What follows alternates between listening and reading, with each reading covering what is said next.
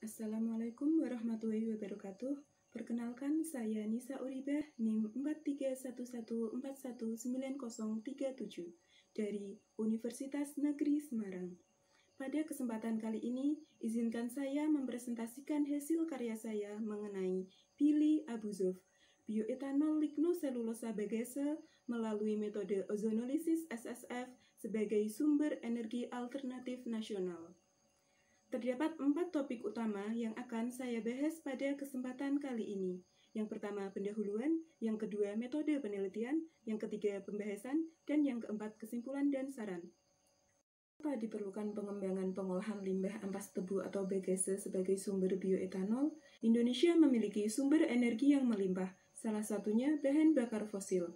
Namun, ketersediaan dari bahan bakar fosil ini semakin menurun dari tahun ke tahun. Hal ini beriringan dengan jumlah penggunaan kendaraan yang semakin meningkat, mengakibatkan penggunaan bensin sebagai bahan bakar fosil semakin banyak.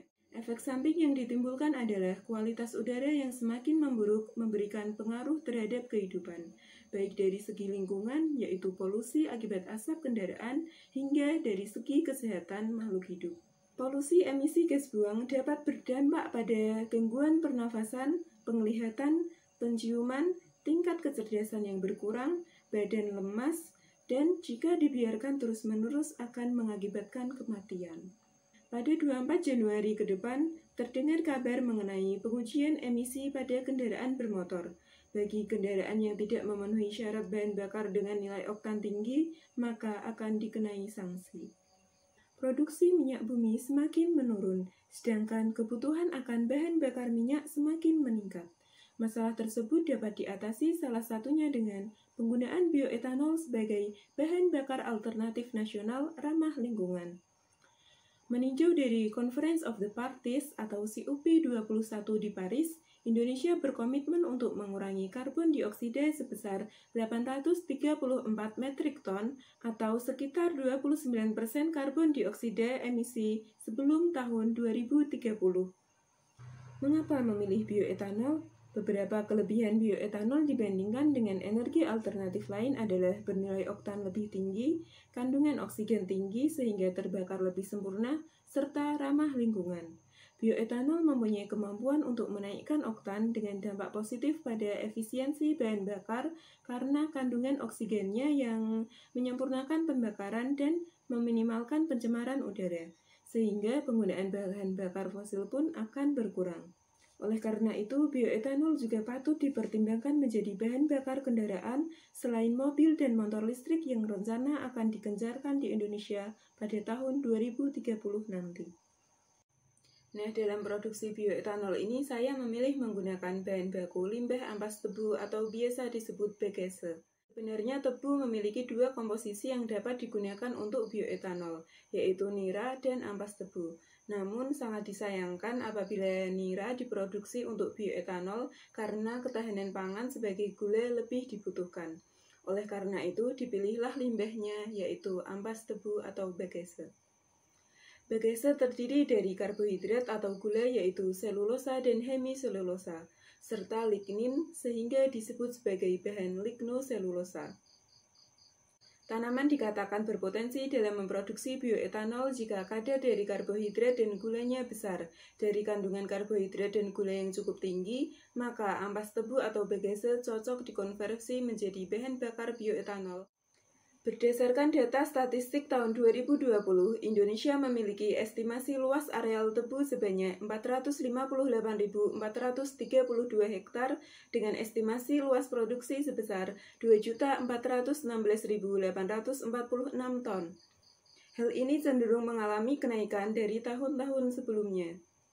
Lahan tebu di Indonesia yang cukup besar ini dapat dijadikan pertimbangan dipilihnya ampas tebu untuk diproses kembali. Proses produksi Billy Abuzov sendiri mencakup 3 perlakuan, di antaranya yang pertama ozonolisis sebagai proses pretreatment, yang kedua simultan saccharification and fermentation atau SSF, dan yang terakhir pemurnian etanol melalui distilasi dan dehidrasi. Mengapa menggunakan pretreatment ozonolisis sebagai awal produksi bioetanol? Pretreatment dilakukan untuk membuka struktur lignoselulosa pada bagase dan menghilangkan kandungan lignin yang ada. Lignin harus dihilangkan karena lignin dapat menjadi inhibitor atau penghambat pada pembuatan bioetanol. Kemampuan mendegradasi lignin terjadi karena ozon mudah bereaksi dengan sekitarnya, bersifat radikal, dan tergolong dalam oksidator kuat. Keefektifan dari proses ini ditunjukkan pada tidak dihasilkannya residu beracun saat lignin dipisahkan. Selanjutnya yaitu metode Simultan Saccharification and Fermentation atau SSF. SSF dilakukan dengan perpaduan hidrolisis menggunakan enzim selulose dan fermentasi gula menjadi etanol secara simultan dengan bantuan Saccharomyces cerevisiae yang terdapat pada ragi tape. Pada metode ini meningkatkan rendemen produk dilakukan hanya dengan satu reaktor, mempercepat hidrolisis dengan mengonveksi gula yang terbentuk dan mengurangi kebutuhan enzim. Proses ini langsung memfermentasi monosakarida menjadi etanol, maka mengakibatkan polisakarida diubah ke golongan monosakarida dan tidak akan kembali menjadi polisakarida. Untuk skema reaksi selama proses simultan saccharification and fermentation ini, seperti yang ditunjukkan pada bagian di samping. Berdasarkan teori yang pernah diteliti, dalam 1 gram glukosa menghasilkan 0,51 gram etanol. Adapun permasalahan yang akan dikaji dalam karya tulis ini adalah sebagai berikut. Yang pertama, bagaimana pengaruh waktu ozonolisis terhadap proses delignifikasi ampas tebu? Bagaimana pengaruh bioetanol dari ampas tebu untuk dapat menjadi bahan bakar alternatif? Dan bagaimana keefektifan dari limbah ampas tebu terhadap pembakaran pada bioetanol? Adapun pendekatan penulisan dalam penyusunan karya tulis ilmiah ini adalah deskriptif kualitatif berdasarkan atas kajian pustaka yang berasal dari literatur jurnal ilmiah. Dalam hal ini, penulis mencoba memberikan gambaran proses pembuatan sampai dengan penggunaan bahan bakar alternatif berupa bioetanol dari limbah ampas tebu guna mewujudkan Indonesia Mandiri Energi. Kemudian dilakukan analisis terhadap data yang ditemukan. Pada analisis data terdiri dari 2 bentuk analisis, yaitu analisis kualitatif dan analisis kuantitatif.